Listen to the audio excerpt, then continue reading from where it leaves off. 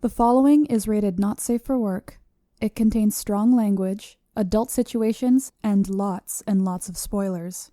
Discretion is advised. In the criminal justice system, cinematic-based offenses are considered especially heinous.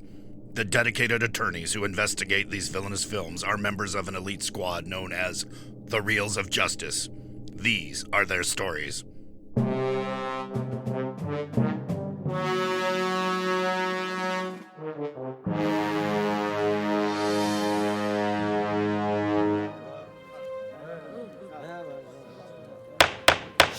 Order, please, order. The Reels of Justice is now in session. Judge Ryan Footloose Rodriguez presiding. Your eyes for the Honorable Judge Rodriguez. Footloose. I love it. So stupid. Brilliant. Be seated. Welcome to the Reels of Justice. First, I'd like to welcome special guest juror Ashley Jirak to the courtroom. Thanks for joining us today, Ashley. Thank you for having me. Today, we are hearing the case of The People vs. Footloose, a 2011 remake of the 1984 film of the same name about a small southern town where dancing and playing loud music is outlawed. Dun dun dun! And the teenage newcomer to town who contests the ban.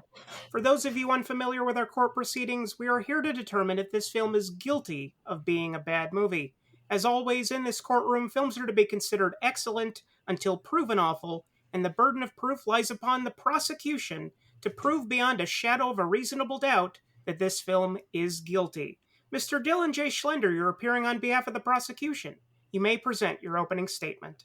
Thank you, Your Honor. Ladies and gentlemen of the court, the Vern. I will be uncharacteristically brief. Footloose 2011 is a disaster of a film. This movie hurts because it is a remake of a beloved 80s classic that feels like a Xeroxed copy. The only changes are the imperfections you get from the copy machine. Scene after scene, line after line is lifted from the original movie. And in service of what? This movie is a melodrama of the highest order, desperately reaching for a level of Hallmark movie sentimentality, but alas, its reach exceeds its grasp. This melodrama just serves to confuse the audience. We are happy to be dancing and, miserable the rest of the time? It is absolutely mirthless. There can be value in adaptation and remake, delivering a new message in a familiar package. But this movie says nothing that the 80s version did not say, and frankly, it has less resonance in 2011 than the tenuous resonance it may have even had in the 80s. To wit, it offers nothing new in the canon, it offers no emotional connection, and it offers no relevant message. Thank you. Thank you, Mr. Schlender. Appearing on behalf of the defense is Mr. The Vern. Please present your opening statement. Thank you, Your Honor. Ladies and gentlemen of the jury, there was a time back in 84 when I thought that Footloose was a ridiculous story. And I still do. The whole notion that a town would outlaw dancing just seemed so far out of place that I never took it seriously. I also never thought that women wouldn't be allowed to choose what happens to their bodies, but here we are now. The 84 version was mainly iconic for its soundtrack and star making performance by Kevin Bacon, but it's a movie clearly of the 80s and nothing else. The 2011 version puts the story not only in a more racially diverse town, but one that listens to a lot more genres of music, and it features more dancing than your basic white people dancing. I'm here to white prove people be dancing, huh? White people be dancing, yo guys. I'm here to prove once and for all that 2011 version of Footloose is not a bad movie. Thank you, Mr. The Vern. Mr. Schlender, you may proceed with your first exhibit. Thank you, Your Honor. This first point actually surprises me, because when I sat down to watch 2011's Footloose, I had no issue with the idea of making the case on the merits of this film by itself. However, I wanted to be thorough, because that's the level of dedication that 3/4 of our audience expects from us, and I want to present the best possible case, so I knuckled down and I watched the Kevin Bacon feature, and I was simply shocked, I tell you, at how much dialogue, scenes, and characterization were literally cut and paste from the 80s movie. For example, in the 2011 movie, he drives his car to the abandoned warehouse, he dances and goes crazy, and the Reverend's daughter shows up, says, "We have eyes everywhere." The same scene is taken from the Kevin Bacon movie. It is the same scene in both movies. And we see this not only with scenes and dialogue, but as I said, the characterizations. This is a very important point, you see, because like Miles Teller and Chris Penn, utterly interchangeable.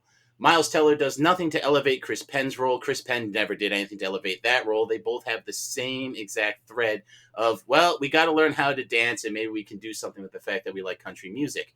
I would also say the Reverend's daughter is interchangeable from both movies without adding any new depth or characterization. We're talking a movie from 84 all the way to 2011, and you're telling it the same way. It kind of reminded me of the much maligned, and for good reason, remake of Psycho with Vince Vaughn. It just raises the question, why are you doing this? And let's face it, Footloose is not one of the classics of Western culture. It does not require a fealty to the script the way Shakespeare does. But even then, people gamble with Shakespeare. We have that Romeo and Juliet with Leo DiCaprio where they're using shotguns and stuff. I mean, where's the shotguns in Footloose? Ooh. This movie has no courage and it has no soul. That is my first point. Yes. Shoot loose. Defense, is this film too slavishly dedicated to replicating the original? Yes, it is, Your Honor. Hey. Okay, so the 2011 version... Yes. Does it feature iconic lines from the 84 version? Yes, it does. This is a remake. Objection. They're not iconic. It's just lazy script writing. The fans are going to hear, particular lines that were in the original feature. But what this version does, it has more backstory to the characters. In the original one, Kevin Bacon's character is just there in town, and we don't really understand that he's the new kid until much, much later. In this new version, Ren, he's coming to town. It takes place 3 years after the events of the accident, and we can tell he's a new character. Let's see now. The girl who plays Errol Moore, Julianne Howe, in the new version of Footloose. What does it say? It's Julianne Hough. Not Howe? Huff, sorry. Hey, is the jury allowed to help? It's Scrooged all over again, getting the names mixed up. Classic the Vern. But there's more backstory to her. You find out exactly, why she is so reckless and dangerous. And it seems like each character in this has a better arc. Even the Reverend, played by Dennis Quaid in this version, he has much more of a backstory. You understand why him and a whole bunch of parents have banned dancing from this town. And through the course of the storyline, you get to understand their character changes and their growth. So it's not just a strict remake from the original one, because in this new one, it tells you exactly why these parents banned dancing right away. Because in the opening credits, the iconic thing about this movie is that in the 84 version, it's just a bunch of kids dancing with their shoes, and you see the opening credits. It looks fun.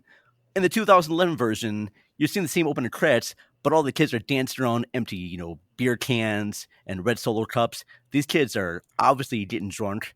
And the most greatest thing that separates this from the 84 version is that when the kids are driving and they're singing the song from Kenny Loggins, and right when the song hits that crescendo, the high point right there, that is when the car accident happens, and it's brutal.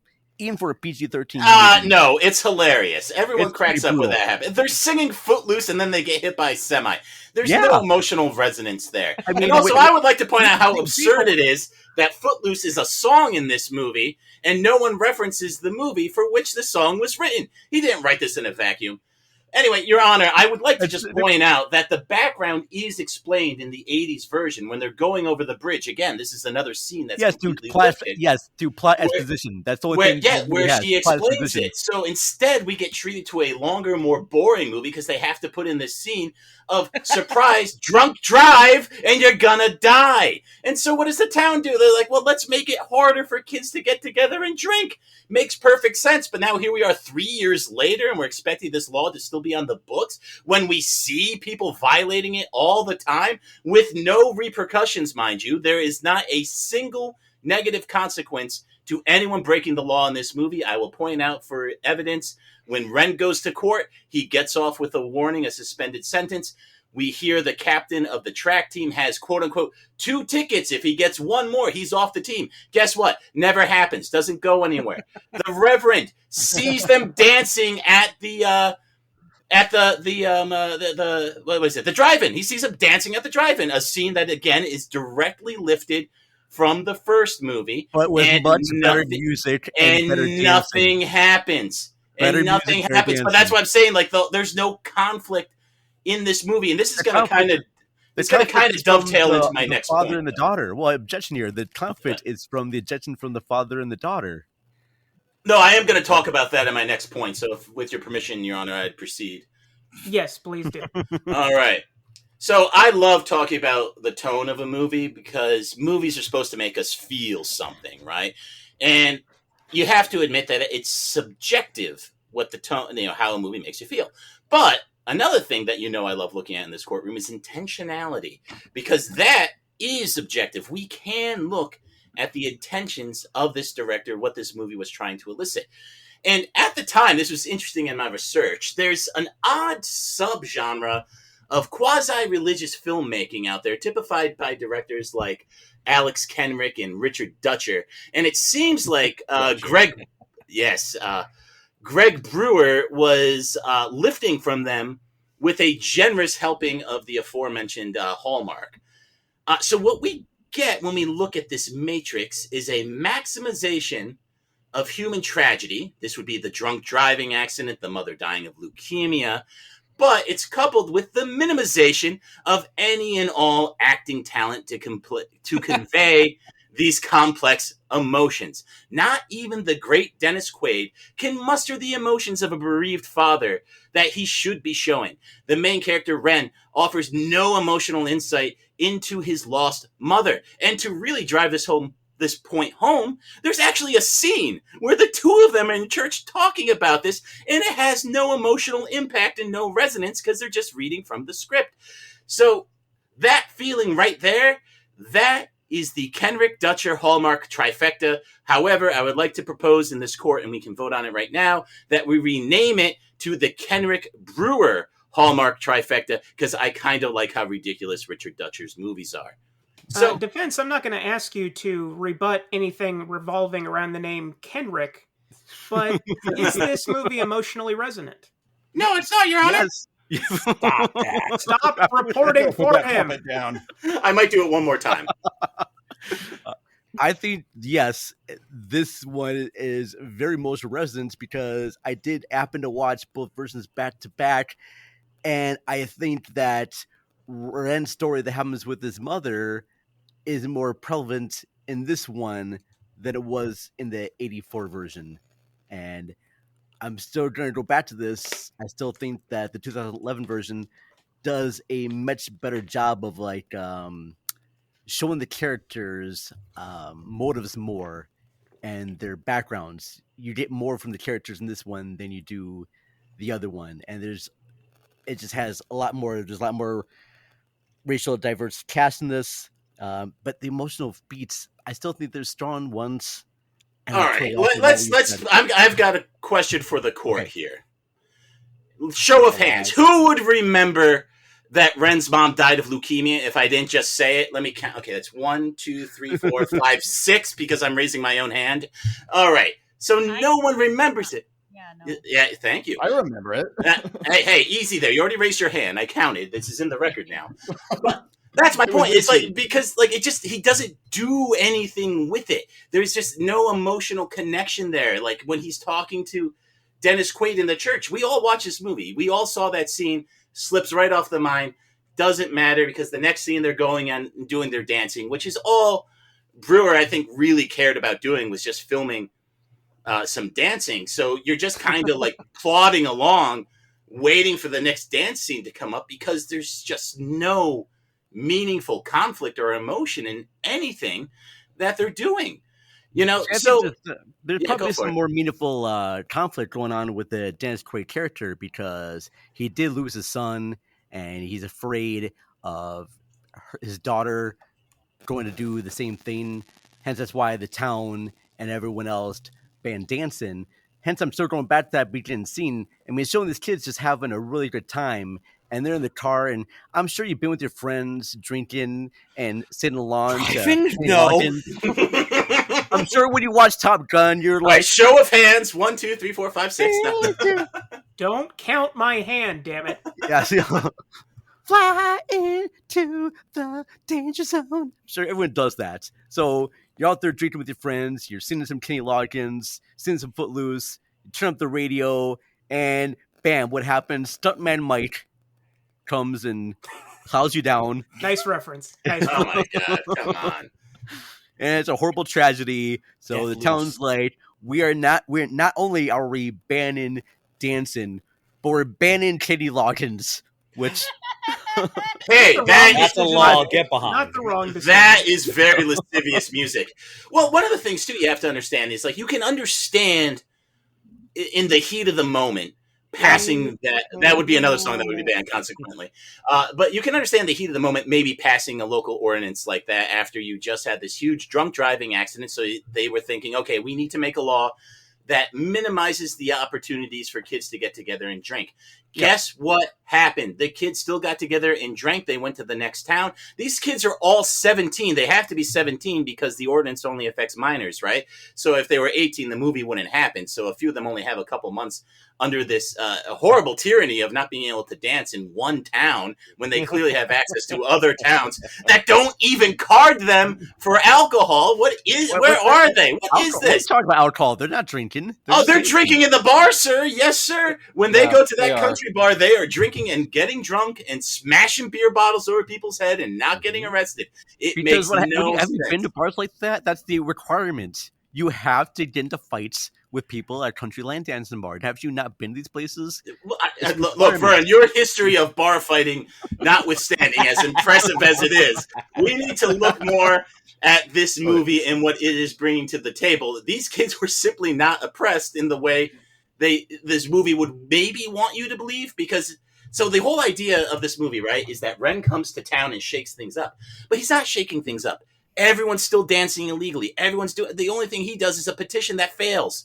He brings absolutely nothing to the table. It's so boring. But, Your Honor, if I may, I would like to dovetail. Town. He wants to make sure that his town can be like other towns out there. I mean, why do other towns get to have the freedom that Ren and his friends don't get to have? I mean, all they want to do is... they're still doing it, though. That's my whole point. We never see any recompense for them breaking the law. Travel far away. No, but even when they're dancing at the drive-in, the Reverend doesn't even call the cops on them. Like, there's no conflict. That's his daughter.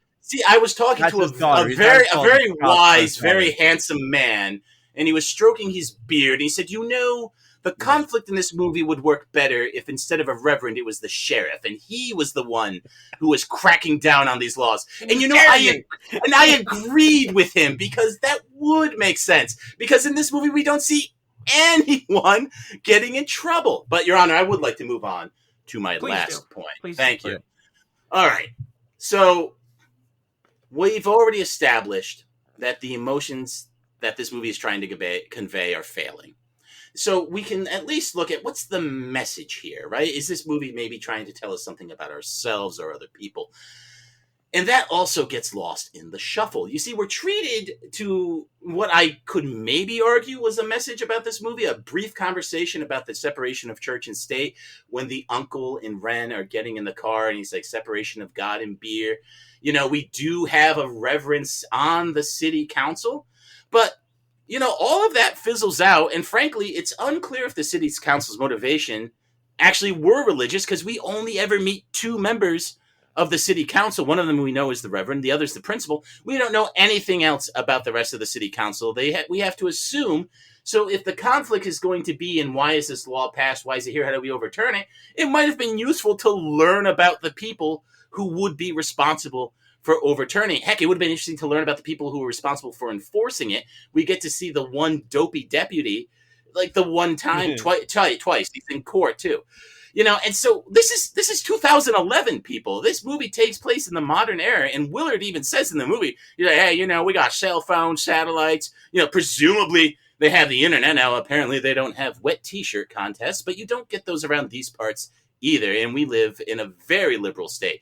So my point is, these kids would have been fine. They were fine. You know, again, they were dancing illegally the whole time anyway. Ren ultimately barely upsets the status quo, and since he can't bring anything to the table, there is ultimately no message in this movie, and if there is, it is nothing that wasn't already conveyed in the 80s movie, which, again, it just lifted scene after scene, character after character, motif after motif. I mean, he was even wearing the skinny tie. Maybe in 2004 that would have worked, but this is 2011. And I will rest there.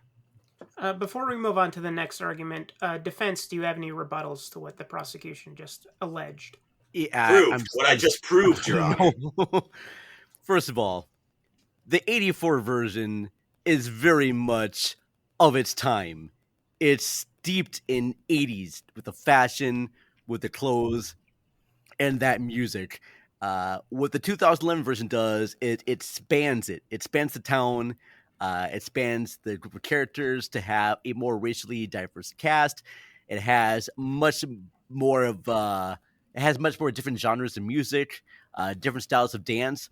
I love the fact that when they are training Mr. Miles Teller's character, which I remember his name right now, Willard. When they're training Willard in that, in the 84 one, it's just a fun little montage of him learning dance steps.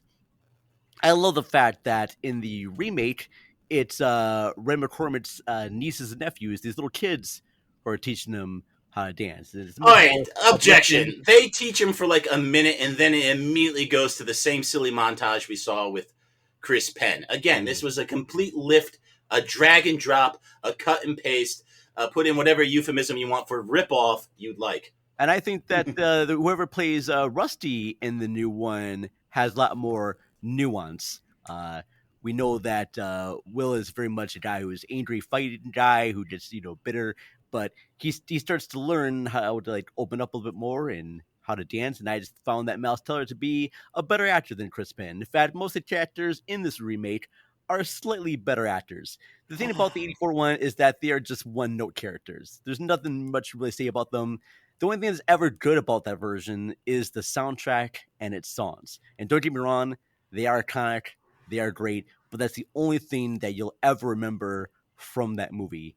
The 2011 version ups the ante by giving everyone a much better backstory. We have a better backstory with the Reverend. We have a better backstory with Ariel, the girl in that, especially with her and her first boyfriend and how she was pressured into having sex. We see that in this one. We don't see that in the 84 version. It seems that a lot of things that happen in the 84 version are just done through plot exposition, and the 2011 version shows us things. It actually shows the audience what's happening instead of having just characters tell you about what happened. So okay, if you want to see a 17-year-old get pressured into sex by a grown man, sure. Watch the 2011 version.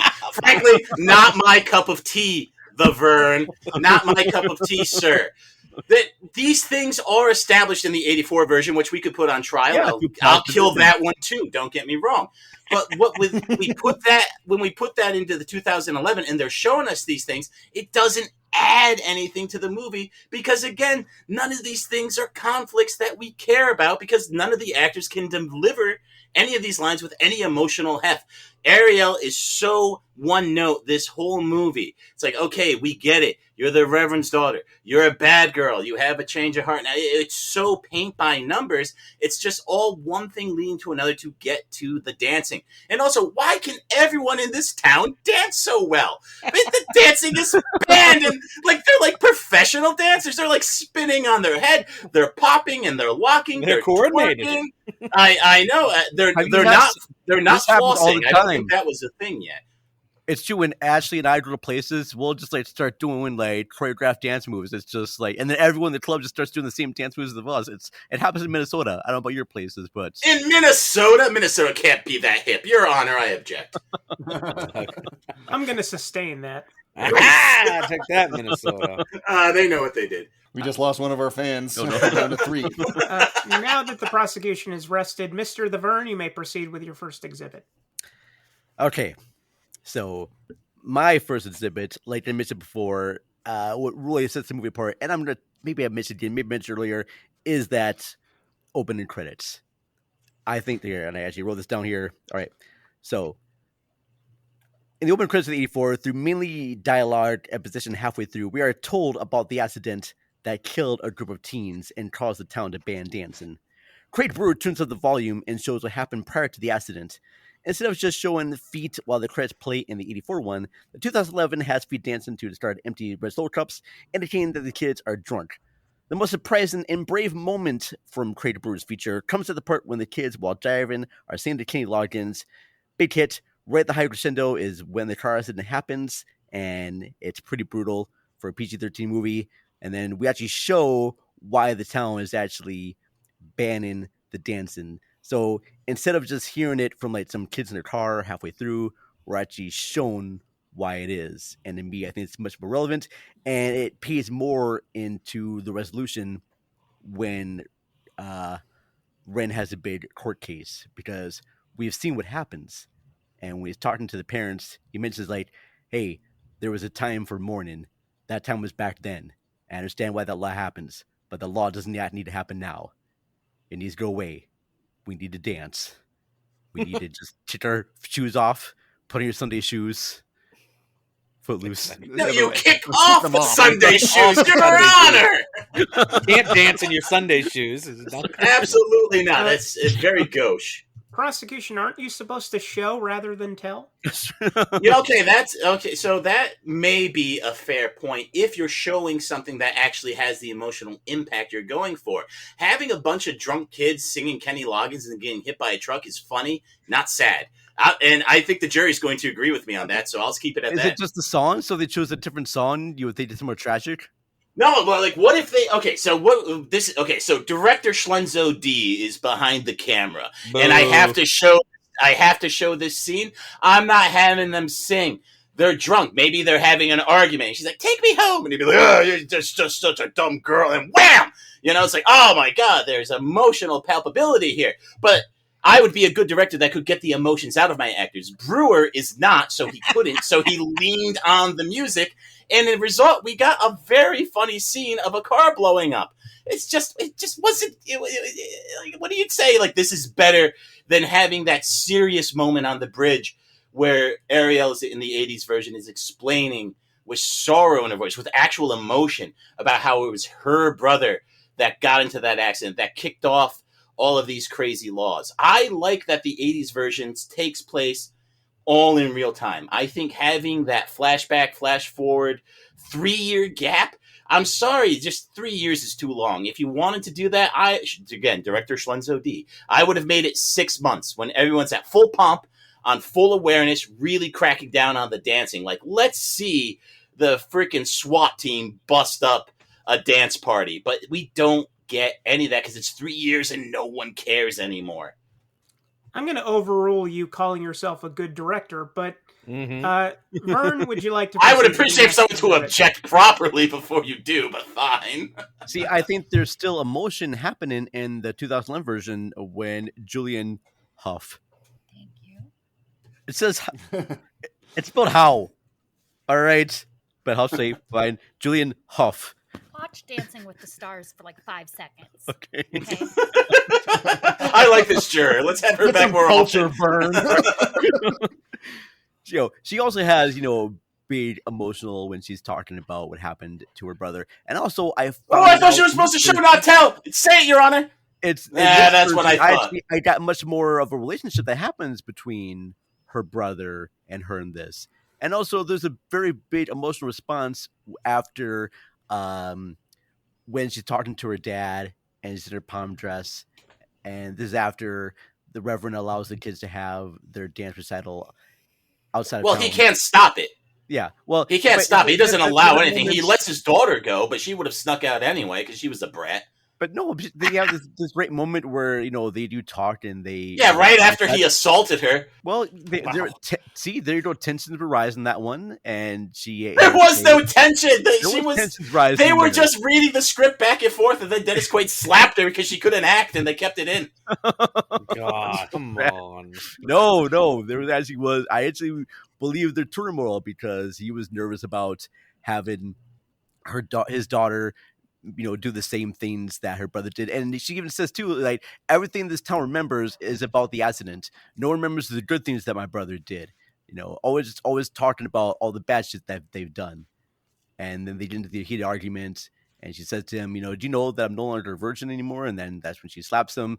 And then things happen. But it's that moment at the very end when they come together and they actually do solve all the differences, and he hugs her, and they're slowly moving back and forth. And she says, "Daddy, guess what? We're dancing." And I was like, damn, that just hit my heartstrings.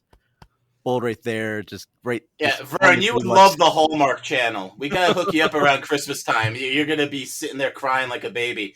If this is the stuff that is emotional impact with you. I'm just looking back to the 84 version and how stilted a lot of the dialogue is that one. Annie McDowell is better than Diane Lane, and I love Diane Lane, but she just has a lot more power. Also, I love the fact, too, that in this version, when you compare it to the 84 version, and I keep doing back and forth with that, but the 84 one, it's relevant. It's about the kids against the adults. That's all it is. And all the adults seem to be against the kids. And it's in the 2011 version, you actually get some adults that are sticking up for their kids and the right to dance, which I didn't get in the other one. And I'm going to stand by that being... Well, the 80s had a very strong anti-parent motif. As the Bard said, parents just don't understand. And as the chorus said, you had to fight for your right to party. Like, these were seminal texts back in the 80s. That's where that was coming Bards. from. And Beastie Bards, I like it. In 2011, it just doesn't ring true because we live in a culture where people already don't respect their parents. I mean, these kids were already breaking the rules all the time. They were breaking the rules all the time in the 80s nowadays.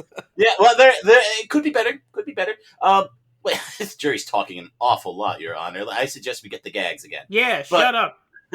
But what improves this one is the music. It's the different styles of music, everything from rap to country to rock to like everything. I mean, each scene, you have a scene at a country lane dance bar. You have crunkers, and this is the word is crunkers doing their crunk thing. And I don't know anything about crunker dancing. Was crunking a thing in 2011? We'll have to fact check that. Yes, it was. I think Okay, so. yeah. So that was a thing. So they're just trying the different styles of like dance moves, and I thought it was great. I have to say, the moments when Ren McCormick is having his angry dancing, I'm sorry, but the one in the 80s version is just very lame compared to the White Stripes. I'm sorry, but I think the one that happens in the 2011 version is much more hardcore when you play the White Stripes, Catch Hell Blues. Versus We Need a Hero? Come on. I don't think the jury's going to buy that one.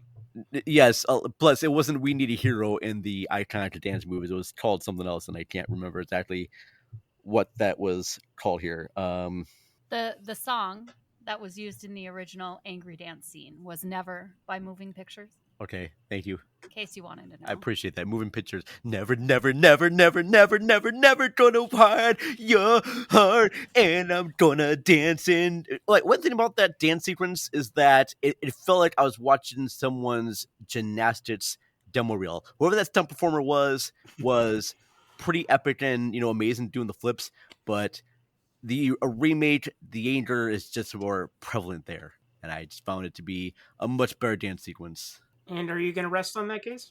I will rest the fact, yes, that the 2011 remake of Footloose is pretty fun. It's a fun movie. Okay. Both sides have rested their cases. The attorneys will now present their closing arguments. Mr. Schlender, you may begin. Thank you, Your Honor. Sadies and gentlemen, I will once again be uncharacteristically brief.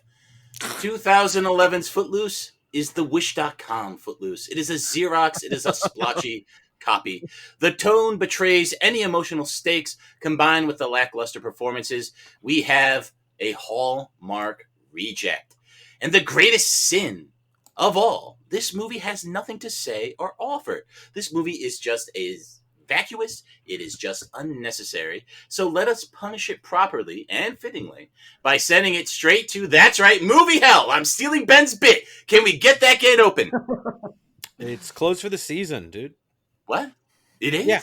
We closed the Oh, door to hell yeah. for this. It's not We it can't. closes during the summer. The whole summer, it's just done. It's very hot It's already. the opposite of a water park. Mhm. Oh, well, in that case, I implore you then to find it guilty of being a bad movie. Thank you. Thank you, Mr. The Vern. You may present your closing argument. Ladies and gentlemen of the jury, I know when you first went into the courtroom, your reaction right away was to be, what? They remade Footloose? I love Footloose.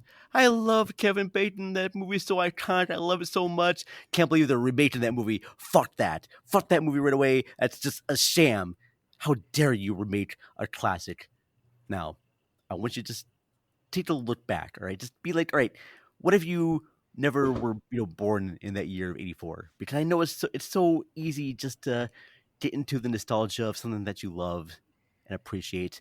But what about your kids and your kids? They are probably not going to want to watch a movie where it's 80s all the way through. Or maybe they will. I'm not sure. But I'm sure your kids are much more want to watch something a little bit more closer to their times. I think Craig Brewer does a great job of modernizing this movie very well. And I don't think it should be guilty of it being a bad movie just because it has better cinematography, a better storyline, and that's all I have to say right now. I rest my case with that. Do not hide into your nostalgia for this movie. Look at this movie with like fresh eyes, and it's like see it through like, as if you're being like young again, and how you were. I love it. I rest my case. Okay.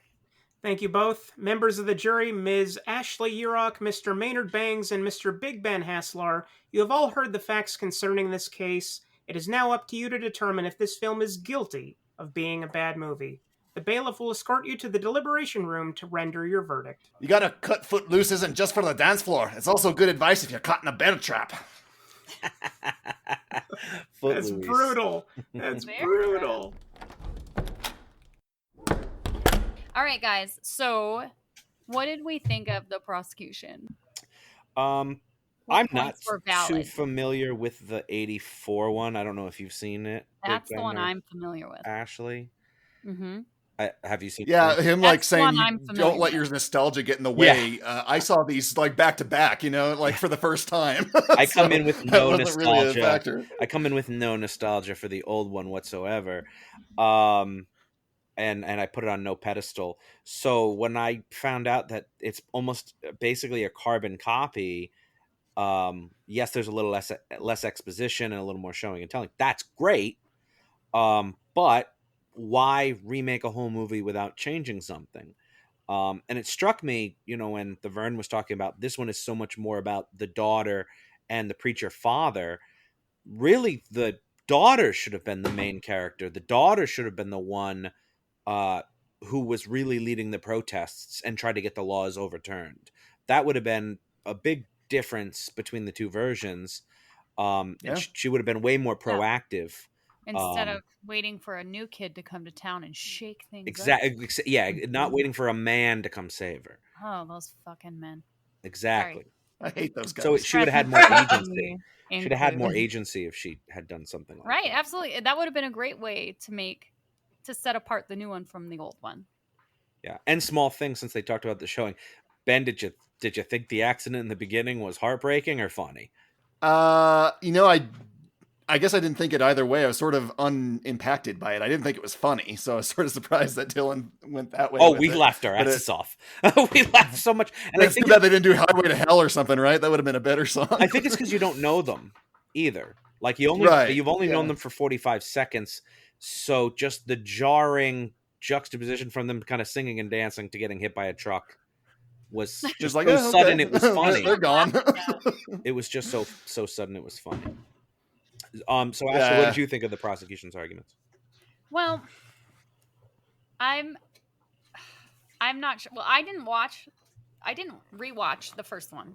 Yeah, that's fine. But I also didn't watch the second one because I wanted to hear from either side. I didn't want my own opinion to shine. impartial. Okay, right? interesting. So, based on the prosecution, I would have to say that I feel like I would probably side more with the prosecution, only because if they didn't make any significant changes, if it's just scene for scene with like small differences and a little bit more backstory, I don't feel like I even need to see the second one. You don't, I'm sure. You're Like, not I don't- wrong. Yeah, that's I don't think That's I exactly need to what see it the is. first one now. Yeah, and you're right. Like, I don't know who had said it, but it would have been, I think the prosecution did say, like, it would have been a better storyline if it was the sheriff's daughter and not the preacher's daughter. That wasn't his idea, actually. It was a very handsome, beardsome person who thought of that. Well, he's right. Okay. Same person. Whomever it was. Yeah, but that's exactly how I'd fix it too. I like make it the sheriff, because then the sheriff having a crazy run of power. Because what bugged me about this is they kind of mention the separation of church and state, but it's quickly flushed under the rug. Kind of And like it's in like- America right now. Yeah, but Yeah. but they throw it off in a joke, and it's like, well, this is the conversation you should be having. And instead, when he's got to convince the consul, he uses the Bible. He literally as brings a evidence. Bible up to them. Yeah. Yeah, exactly. It's like, don't argue on their terms. You don't owe them an explanation. Like, what they're doing is unconstitutional. That was in the first movie too, though. If you didn't see it, I'm sure. I do remember Because it's that, in this yeah. one, I'm sure it's in the John first. Lithgow. Mm-hmm. But did you think let's talk about the defense. Was the dancing and the music better? I would have to say, probably. It probably was better. I mean, I like the idea that there's more diversity in the music and in the characters, and probably the dancing too. 80s was all kind of just swinging your arms, and that was, I mean, if you think 80s dancing, everybody knows the dance. There's like one dance that everybody did in the 80s. Is it the Carlton? Yes, pretty much. That's pretty much all I know. And the kicking your foot out one at a time. The Ellen. Yeah, whatever it is, it's not good. So, based on like, if we're just going by like entertainment value and music, the music is probably better. The dancing is most definitely better. I Big don't Ben, know. is the dancing better? helped. You saw both.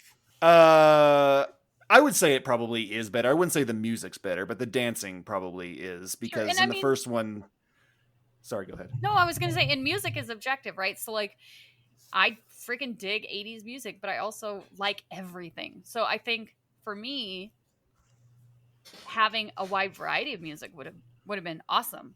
Except But- not just And like it does. a That country is a music. plus. But do we or find it two. realistic that these kids would dance and party to a non-remixed version of Kenny Loggins' Footloose? I mean, Kids are eclectic these days, man. They got yeah, everything on they their might be hipsters, iPods. You don't know. I They think it might would be have drinking been... PBR out there. I'm sure they were. But yeah, I would just think they would do something a little more like a remix, like a new tune on it. Right. But I guess that's sort of the story of this movie, is they just wanted to lift. They had a remix old of "I Need a Hero" and it was just terrible. Oh, That's the no. one I song didn't- I really hated in this new one. I didn't say it'd be good. I'm just it's that was one of the things that made me laugh about the kids getting hit by a truck. It was just so jarring that way. It's 2011, it's modern day, and they're still listening to Kenny Loggins. Like, why? Hey, man, I live on a wedding venue, and people are still jam. I will tell you that DJ list but- every freaking weekend evening is the same 80 songs. Married people have bad taste in music. I've Uh, been married. I'm It's getting all a divorce. Jackson Brown. Horrible. It's always Brown Eyed Unfortunately, they're Girl. unaware of the It's always change. Journey. It's Mhm. always Footloose. Like you hear Hey. the same damn Air song. Supply, a bunch of crap like that. Ugh. Oh. Well, like I don't really need to hear "We Are Family" again. Like how many years into the future are we still going to be listening to these fucking tropes? I don't want to know the I want answer to that. I want to be 80 and listen to Eminem at a Yeah, wedding. there we go. And Now that would have it's been fun. interesting, but yeah, if they had put some more stuff like that. Heck yeah. Big Ben, any further thoughts? On the prosecution side, I do agree that it's a shot-for-shot remake, and that makes this film unnecessary. It Yeah. did not need to be made. But does that make it bad? Because like the first one's probably a good movie, most people would say. So if it's mostly the same stuff, I guess it passes muster. Although See, I think yes. prosecutions. I think yes. If it's literally shot by shot and brings nothing new, that makes it completely unnecessary. I do think it's bad. I'd rather them have It brings taken a few things new, but not enough. I'd rather it had taken a risk and tried anything, because without trying to change anything, then it's just a cash grab. It That doesn't is. It necessarily very make much it is. a bad movie. That makes it a bad reason to make them. Every Marvel's a cash grab. I mean, all movies are to make money, but yeah. But if there's nothing new to bring to art form. So I guess I'll go on record then before you then, and I'll say guilty.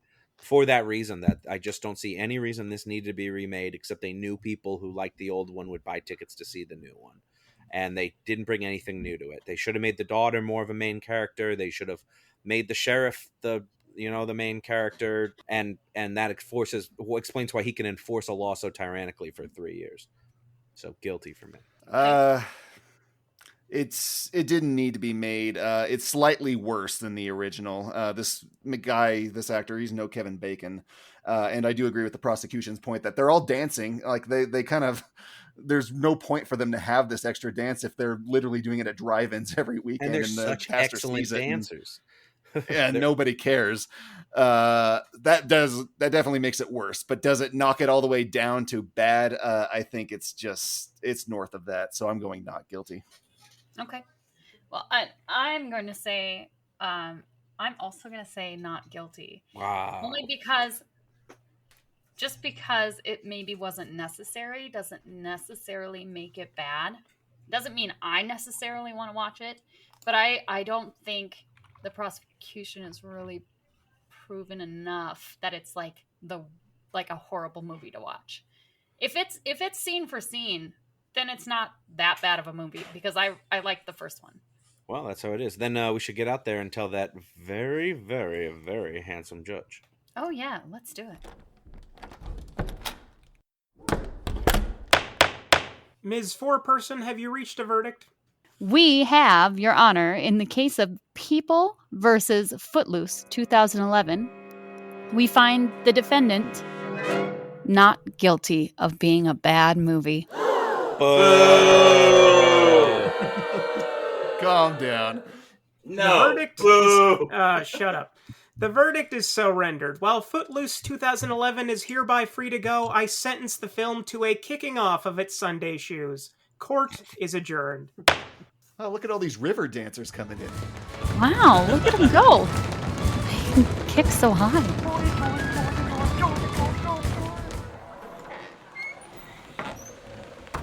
This is Michael Bumpley, Duke of the Dance. We have just heard the verdict that the Footloose 2011 verdict is not guilty of being a bad movie. Mr. Schlender, you were the prosecutor in this case. Would you care to shuffle and boogie on over here and tell me your thoughts? Well, I could take some hope from this because we can still prosecute the original 80s version. So I'll set my sights on that. I'll tip my hat to the Vern. He's a great guy. It was great having him in the court. But boy, the reels of justice failed America today. And for that, I am sorry. Good day, everyone. I would just remind you that everything is better with bacon. The Vern, you did win this case. Moonwalk over to me and tell me what you thought. I'm holding out for a hero. I'm holding out for a hero at the end of the night. He's gotta be right, and he's gotta be strong, and he's gotta be larger than life. Larger than life. But thank you. I was very surprised, but yes. Apparently, a lot of people feel the same way about Kenny Loggins as I do. Do not listen to Kenny Loggins while driving, people. You could get hurt very bad. Don't do it. Don't That do ever? it. Thank you very much. Great. Yes, thank you, jury. Thank you very much for everyone who... Don't thank us too much, Vern. Okay. Because the only reason you won is because the prosecution didn't prove that it wasn't a bad movie. Hey, she's not allowed in the interview. Sorry. Jurors are supposed to be My bad. protected, escorted from the courthouse just in case the prosecutor wants to You take have to them call down. the deputy and pull me out of here. Oh, but Thank you very much. Thank you. That's all we have from the courthouse today. Let's go to those people getting crunk in the studio for a post-trial analysis. Well, I am getting crunk, but I'll have you know it's not because you told me to. It just always happened. I always happen to crunk. You in the crunk on your post-trial. own terms. I'm gonna Post-trial crunk all over the crunking. place. All right, great case. Bullshit verdict, I say, but whatever. The precedent has been set. You can just Twice you I can just won shot- here. Woo! Hopefully, people just do shot by shots of Citizen Kane for the rest of time, and they'll all be I would good love that. because they're just Xeroxes of the I same movie. would seriously want like a Xerox shot by shot remake of Citizen Kane, because Citizen Kane wasn't that it was an okay movie, but what that movie really needs right now, Maybe not it the best. needs Yeah, a what it remake. needs is that real Hallmark patina on What it you needs know? is a shark. Replace Kane with a shark. Way better movie. I'd watch it. But anyway, that's how it goes. Now, Vern and Ashley, what have been keeping you guys busy? What have you been doing when you're not doing this? Actually just ran to the bathroom, but we've just been busy. Now she leaves, That's what I of do. course. No, we've just been busy doing episodes. We are planning our 200th episode extravaganza, which will be happening very, very shortly. And a guest appearance, I think, by Yes. some very handsome individuals. Ooh. We'll be having we'll be reading some viewership emails, and we have some wonderful guest spots. Some literotica. Yes, Ashley and I are going to be reading some erotic literature. You're saying erotic literature or Yes. rock literature? A rotliture. Erotic It's a new term. Copyright. Literature. We called it No. first. Erotic literature. I mean, We're is going that to be just reading a- Madonna's book Erotica. Here, Ashley, you tell it. What have we been doing? What have we been like us as a collective? Yes. Yeah. Oh Jesus. The The road. combined the moments of cinema recall. Oh, we've been having technical difficulties. Great. We've Yeah. Oh, you tell the truth here. I was like, man, we're doing great. We're having all this new show. Like, no, we're fucking up. The truth comes out. what? Or Like so- I don't know about you, but I just can't lie. I Yeah. cannot lie. Are we having fun? Absolutely. Yeah. That is the truth. That's truth. So the show is a lot of this, then. Yeah. you like The show this Yeah. is a lot of this. in an mostly because of hour-long me. format. Yes, we do. We Events. talk about. Movies. Usually we have a guest on, Uh-huh. and About usually we have it. podcaster or something. We Yeah. usually have the guest kind of pick a topic that goes with their show. Like we had on guest Ariel Marie of Malice Podcast, and we had her talking about how certain horror films connect to true life stories. Which was very interesting. I really True time. enjoyed that. Mhm. Nothing is more Hellraiser, relaxing based on a to true me story. than murder. Yeah. Yeah. You know, or we just had on our guest Heather Bassendale of the MILFcast, talking The about our MILFcast. favorite, Okay. yeah, Elf, yeah. MILFcast. We're talking about our favorite female superhero movies. Man, I love films. Yeah. Oh, that makes Um, sense. We had Jason Soto from Rabbit Hole Podcast We know on him. the show, and he gave funny porn titles to Oh, our that top was 10 box hilarious. office. Yeah. That was pretty good. So, you know, Yeah. just random. If you love movies and you love television shows, Bring you up love music, you love 500 books, Days love of Summer Quick to Wit. him, though. Quick He Wit. doesn't- Yeah. He does All right. not like Well, 500 yes, we have Days. Quick And Wit. nice tits. and nice tits. Yeah. Nice- Quick wit and nice tits. Yep. That's right. That's what we have I love here. those little birds. Their You know? tits are great. They're Little tiny great. birds. And now where do Yeah, people catch both our this? tits are great. YouTube or Facebook? We do have stuff on the YouTubes. We're mostly an audio podcast. You can definitely find us on the interweb, cinemarecall.net. We're available on Anchor, Spotify, Podchaser, Apple Podcasts, Google Podcasts. But yes, we once in a while will dabble in the YouTube arena. So you can definitely watch our live shows there. Which are always kind of funny. They're always funny. Yeah. Oh, That's- sounds good. Now, we always ask for recommendations from our guests for movies that you think people should see. I'm going to let Ashley go first. Ashley, what is a recommendation of a movie that someone should see? Oh, golly. You know, what would... You want Vern to go first? Let Vern go first. Vern's 'cause I got was one. so Vern, what have you prepared. got? What's your recommendation for a movie? Okay, people well, should I'm see? not that much prepared either for this, even though I just mentioned this earlier. So I will just go off the top of my head of what I just watched Gosh. Hell. God damn it. You want Ben to go first? Yes, Or Ben, you go want- first. Jesus Christ. Sorry, Ben. I'll do it. I'll go first. Hell, Ben's goddammit, going is my first. favorite movie. That is a good one. Oh It's my hot. god.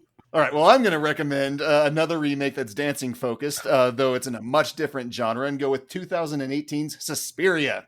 Now, if you've seen the fantastic original, please try and not hold that picture you have in your head of it too closely, because this remake asks that question that all good remakes ask, and that's, can I use the tent poles set up in the original and tell a different story? Yes. So with that in mind, it neither looks nor sounds like the original, but it uses that framework of a coven of witches operating a dance studio to explore themes of motherhood and national guilt. That sounds Well, I certainly amazing. would have been looking up other dance studios on Yelp, at first sign of the owners impaling people with metal hooks.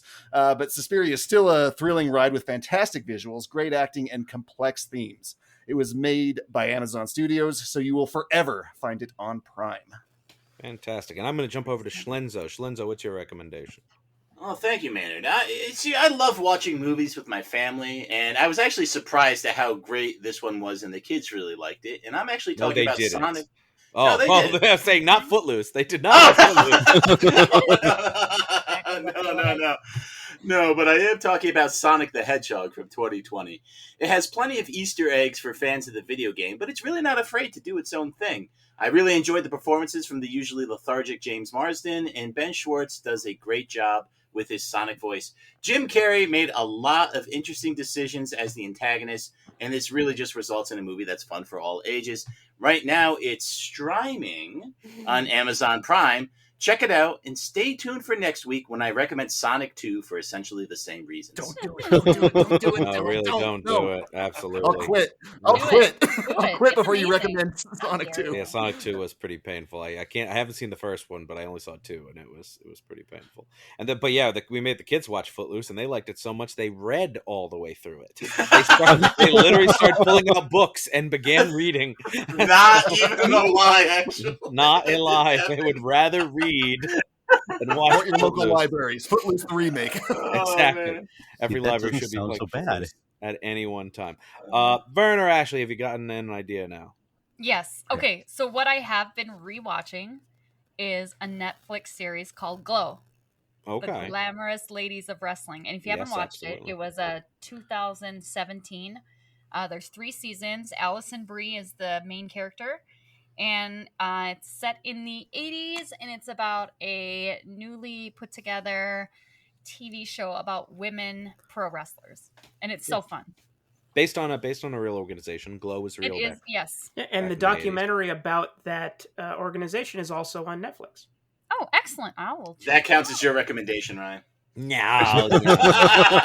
Yay! So yeah, I should watch it sometime. Does it deal with a lot of the actual drama of the industry back there, or is it really just personality conflicts? It's a lot of personal interactions and conflicts within the group of gals that are wrestling, but also kind of how they're portrayed and how so it's a lot of like what professional in like women in acting or whatever would have to go through, especially in the 80s with like a couch call and like just expecting to have to sleep your way to good parts.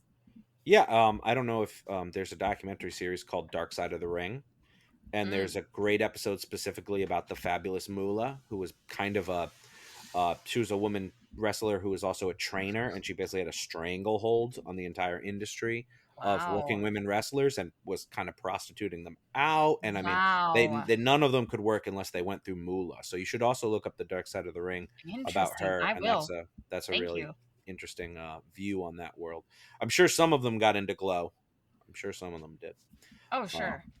But Vern, what have you got now? Put your phone Okay. down. No cheating. I found some. I'm not. Well, I have to like say the name of one of these actors. But maybe someone would help me out with this. I'm not remembering. But the show is called Undone. It's a animated series on Amazon Prime with Rosa Salazar You said it right. and the guy from Breaking Bad, and also that spin-off show from Breaking Bad, Better Call Saul. Better Call Saul, Bob Odenkirk. Yes. And the first season, it's about this young lady who becomes in a car accident. And while she's in the hospital, she's having these visitations from her father, played by Bob Odenkirk. And he has passed away many, many years ago. And he is teaching her how to manipulate time so that she can help solve his murder. And so it's a time travel show, but it's all done in this rotoscope animation style, done very much like A Scanner Darkly or Awaken Life, but with a much better animators and technology, because it is just seamless. So it's animated, but it feels real. You had me at Bob Odenkirk and rotoscope. Yeah. Odenscope. Right, Odenscope, yes. Odenscope, yeah. He's really good at that. Sounds like a Viking. It does, Odenscope. Pretty cool. Odenscope. But no, Ryan, it's really you a lot are of our fun. very handsome judge. What is your recommendation? Well, I dispute that very handsome part, but my recommendation this week has something in common with Footloose. David Cronenberg's recent comeback, Crimes of the Future. It's been 7 years since Crony made our skin crawl in a theatrical setting, and this film does not disappoint on that front. Bonus points for including Kristen Stewart's twitchiest performance. And about that Footloose connection, I lied. Surgery is the new sex, and since it's a neon release, I assume that Crimes of the Future will be streaming on Hulu in the near future. Ooh, oh, I do. What's good. Oh, yeah. See, you could I have just spent told your me. whole recommendation trying to connect those dots. Damn you, Ryan. You could have just told me Kristen Stewart and Twitchy, and I'd have been there. There you go. She have a full head of hair now, though. Yeah, She does. Oh, does. that's a detractor. She was. Oh, be nice. She Maynard. looked better in Underwater Be with nice. the short I have blonde not hair. seen Underwater. You should, just for her short blonde hair. She looks excellent. Okay. All right. So I'll Very send cool. us on home. This week I'm recommending a movie that I swear I've recommended before, but according to our letterbox recommendations of justice, I have not, which is astounding because it's one of my favorites. It's another film which features Kevin Bacon, starts with an F, and received a disappointingly lame remake in the 2010s, and that, of course, is Flatliners from 1990. Oh. Directed by Joel Schumacher and starring an absolutely stellar cast of Kiefer Sutherland, You mean Julia the same Roberts, Joel Schumacher of Billy Batman and Robin? Baldwin. Correct. Everyone's favorite. Oliver Platt and the aforementioned Mr. Bacon. The film tells the story of 5 medical students who conduct secret experiments to terminate their vital signs, or flatline, one might say, in order to learn more about what awaits us after death. Now, I wish the story was a bit more bold in providing answers to the questions it tries to raise, and I'm sure many will find this one more sizzle than steak, but what the plot failed to deliver is more than made up for by this ridiculously stacked cast at very early stages of their career at the time, yet still fulfilling their role with such confidence that you can't help but believe it along with them. Flatliners is currently streaming, apparently, on Fubo. Fubo. Fubo. It's a thing. Fubo. Fubo. It might be a thing. That should be their saying. Their Fubo. tagline is, it's Fubo. kind of a Well, thing. there's Tubi, there's Pluto. Tubi and Fubo. Fubo It's a thing. and Hulu and Peacock and all of that. Just pick But- 4 Scrabble titles, and that's your streaming service these days. Xerxes. But yeah, exactly. If it won't solve a Wordle, you can call your app it. But we are all out of time for the week. But I want to thank our guests, the Vern and Ashley Jirak. And The Vern we- and Shirley. No. Yeah. Surely you jest. But we will have you, both of you, back. Ashley, you're going to have to come on and prosecute and defend something next. Yeah. Oh, So get the fantastic. wheels a turning and think about what that'll be. All right. But we'll definitely have you guys back, and I guess the Vern can come along too if you want. If you want All another right. guest Well, juror, you can I'll be bring just Vern back. Or that'd be He'll fun be to your juror. +1. we'll make you judge. Right. We might make him judge next time. Honestly, I can be a judge. You could be Here comes the judge. judge. Here The comes the first judge. Be our Yes, first judge. judge. Judge Vern, exactly. Oh, and don't forget to check out Ryan and I's new podcast happening at Rabbit Hole Podcast called Tales from the Double R. It's a Twin Peaks podcast set at a diner with special appearances by our one and only Ashley Jirak. That's me. All right. When does that drop? Is that already out? I know Is that it's on first it. episode is out right now? Yeah, first episode is up. You didn't tell me, Ryan. Why don't you tell me? You never tell me. We anything. talked about it already. Where was I? Get it together. Oh. We're not going to shame you for watching the show, but That it is doesn't sound like you encouraged. at all. But we'll Do I have to see. bring my shame with me? Oh. Exactly. Yes, you. We will We've see got plenty to everybody share. next time. We hope you guys will join us again as the reels of justice keep turning. Count it. Sunday shoes. Please follow us on Twitter at Reels of Justice, Instagram Reels of Justice, and Facebook.com/Reels of Justice.